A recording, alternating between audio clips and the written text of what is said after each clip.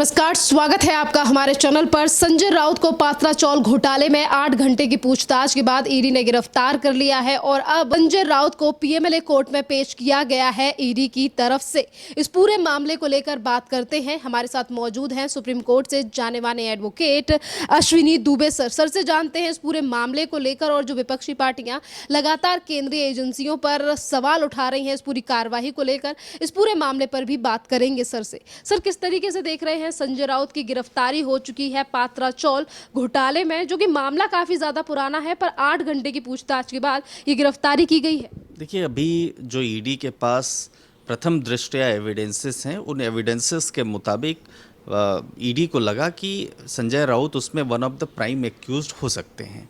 और चूंकि घोटाला 1034 करोड़ रुपयों का है, जांच बहुत पहले से चल रही है, सम्मन्स ऑलरेडी एनफोर्समेंट डायरेक्टरेट ने दिया, जो प्रश्न पूछे गए उन प्रश्नों का उत्तर नहीं दिया, तो जो प्रोसेस है उस प्रोसेस में, इन्वेस्टिगेशन के प्रोसेस में यही माना जाएगा कि कोऑपरेशन नहीं हुआ। तो कस्टोडियल इंटरोगेशन की बात हुई और उस कस्टोडियल इंटरोगेशन में जो एनफोर्समेंट डायरेक्टरेट है उन्होंने उसमें उनको गिरफ्तार किया। अब दूसरा सवाल सबसे बड़ा ये आता है कि अगर मान लीजिए जो हंगामा हो रहा है और ऐसा लगता है कि वो दोषी नहीं है या प्रथम दृष्टया जो सबूत है वो सफिशिएंट नहीं है जिसमें अरेस्ट की रिक्वायरमेंट हो, तो ऐसी परिस्थितियों में अदालत उसको इवैल्यूएट करेगी और अदालत को लगता है तो अदालत ये भी कह सकती है कि इनके खिलाफ तो कुछ ऐसे एविडेंसेस नहीं है।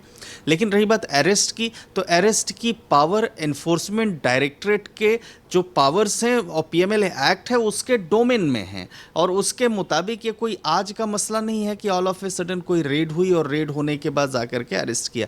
ये पुराना मसला है, पूरे पहले नोटिसेस दिए गए थे। तो ये मैं समझता हूँ कि एक प्रोसेस का एक पार्ट है। अब आने वाले दिनों में तय होगा कि वो दोषी हैं कि नहीं है, परंतु यह ज़रूर है कि जो कानूनी प्रक्रिया है उसके मुताबिक उनकी जो लॉफुल अरेस्ट हुई है वो अरेस्ट जो है सबके सामने पब्लिक डोमेन में है। सर, अभी आपने पीएमएलए एक्ट का जिक्र किया, जिस तरीके से अभी सुप्रीम कोर्ट की तरफ से भी ईडी को लेकर तमाम बातें कही गई थी, पर उसी के साथ साथ जो शिवसेना के बचे कुछ सांसद हैं उद्धव ठाकरे के गुट में, वो ये कह रहे हैं कि केंद्र सरकार जो है बीजेपी संजय राउत से डरती है और इसीलिए ये कार्यवाही की गई है। देखिए, ये तो पॉलिटिकल मसला है कि देश में जब कोई एजेंसी जांच करती है तो ऑपोजिशन या दूसरी जो पार्टीज होती हैं वो इस तरह के आरोप लगाती हैं। लोकतंत्र है, लोकतंत्र में अब सबको अपनी बात एक्सप्रेस करने का पूरा अधिकार है, परंतु मैं समझता हूँ कि जो न्यायिक व्यवस्था है उस न्यायिक व्यवस्था के मुताबिक अगर कोई ऐसा एविडेंस नहीं मिलता है जिन एविडेंसेस के मुताबिक यह साबित हो सके कि संजय राउत या कोई और भी व्यक्ति जो किसी ऑफेंस में गया है,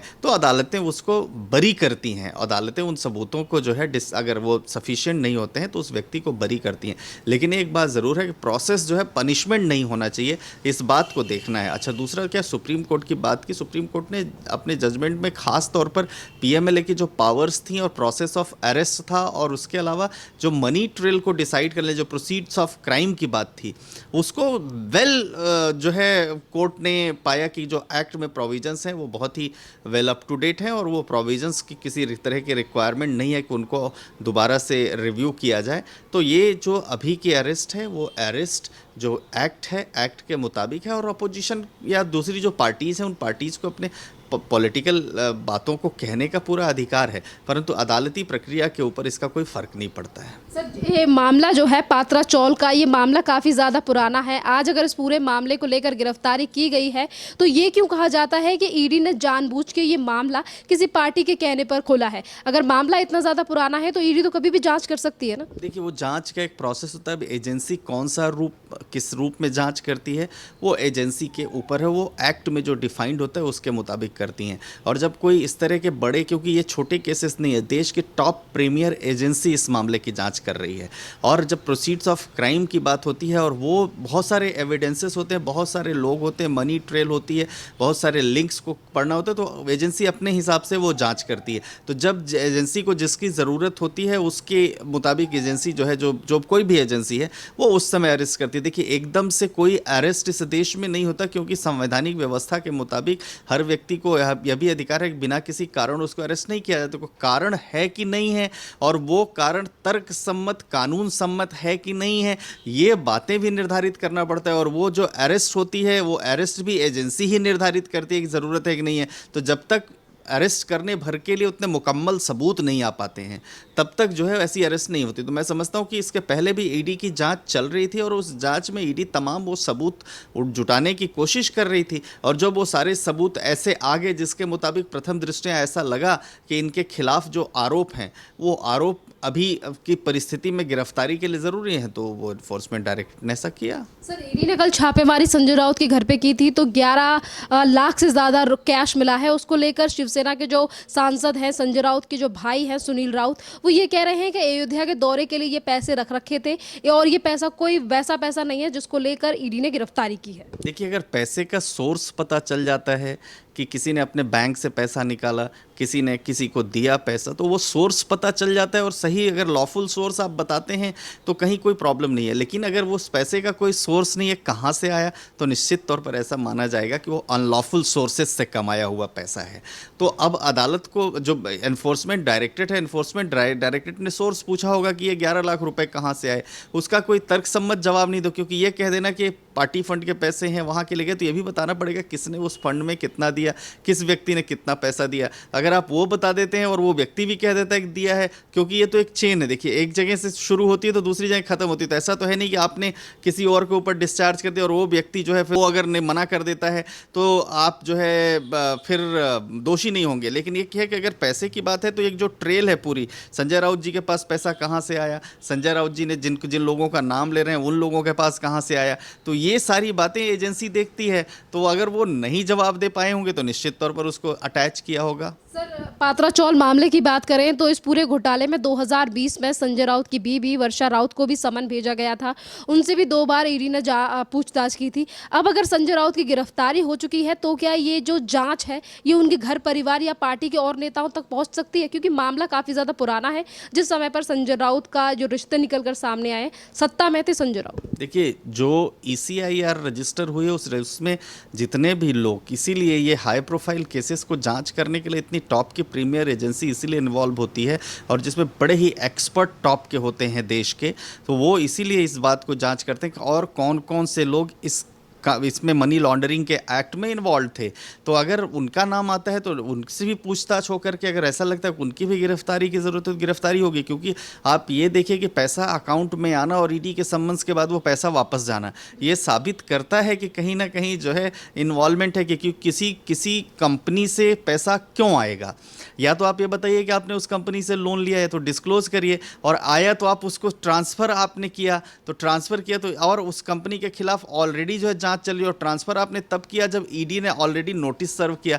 तो ये सारे प्रोबेबल एविडेंसेस हैं, जो एविडेंसेस कहीं ना कहीं ये दिखाते हैं कि कुछ दाल में काला है। अब लेट अस सी, अब अदालती व्यवस्था के मुताबिक अदालत की कसौटी पर वो सबूत खरे उतरते हैं कि नहीं, ये आने वाले समय में पता चलेगा। सर, एक तरफ राजनीतिक पार्टियां ये कहती हैं कि केंद्र सरकार एजेंसियों का इस्तेमाल करके हमारी पार्टी या नेताओं को बदनाम कर रही है, वहीं दूसरी तरफ एजेंसी की जांच नहीं होने देती। आज संजय राउत की गिरफ्तारी हो चुकी है, PMLA कोर्ट में उन्हें पेश किया जाना है। उसके विपरीत महाराष्ट्र के पूर्व मुख्यमंत्री उद्धव ठाकरे मीटिंग कर रहे हैं, एजेंसियों पर सवाल उठा रहे हैं। देखिए, एजेंसी को टारगेट करना ठीक नहीं है, क्योंकि कोई भी एजेंसी इंडिपेंडेंट होती है, इंडिपेंडेंट हो करके काम करती है, और एजेंसी कोई जांच कर रही है तो उस एजेंसी के पास कहीं ना कहीं कुछ ना कुछ सबूत होते हैं। तो एजेंसी को ये जो टारगेट करने का फैशन शुरू हो गया है कि जब एजेंसी जांच के लिए बुलाए तो उस समय आप प्रोटेस्ट करना शुरू कर दीजिए, एजेंसी रेड मारे तो आप अपने समर्थकों को बुला लीजिए, एजेंसी लेकर जाने लगे तो एजेंसी को ऑब्स्ट्रक्ट करिए, एजेंसी जांच कर रही हो तो आप जो है वहाँ पर संवैधानिक पद पर बैठे हुए भी आप जो है वहाँ पर धरने पर, प्रदर्शन पर बैठ जाइए।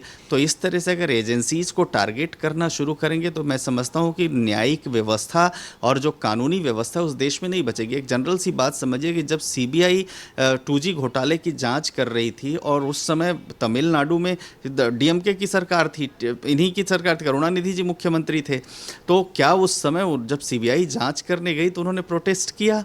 नहीं किया। क्यों? संविधान उसमें जांच में सहयोग किया। उसी तरह से जब आप देखिए कोलगेट की जांच हो रही थी तो उस समय भी यही बात हुई। सब संवैधानिक संस्थाओं में लोग एक दूसरे से, फेडरल स्ट्रक्चर में एक दूसरे के सहयोग में होते हैं, और ये सारी गवर्नमेंट एजेंसीज हैं। लेकिन एक सेंट्रल एजेंसी कभी जांच करने जा रही तो दूसरी स्टेट एजेंसी वो सेंट्रल एजेंसी के लोगों के ऊपर FIR दर्ज करने लगे। तो ये फेडरल स्ट्रक्चर के हिसाब से ठीक नहीं है। यही इसको कॉन्स्टिट्यूशनल ब्रेकडाउन कहेंगे, ब्रेकडाउन ऑफ कॉन्स्टिट्यूशनल सिस्टम कहेंगे। तो इसलिए मैं समझता हूँ कि अगर एजेंसी जांच कर रही है तो इस एजेंसी को स्वतंत्र और निष्पक्ष रूप से जांच करने देना चाहिए। साथ ही मैं यह भी कहता हूँ कि अगर वो एजेंसी टारगेटेड जांच कर रही है तो अगर और मेलिशियस और रॉन्गफुल प्रोसिक्यूशन कर रही है तो उसमें यह भी प्रावधान हो जाए कि एजेंसी के लोगों के ऊपर भी कार्रवाई हो। बहुत बहुत धन्यवाद सर।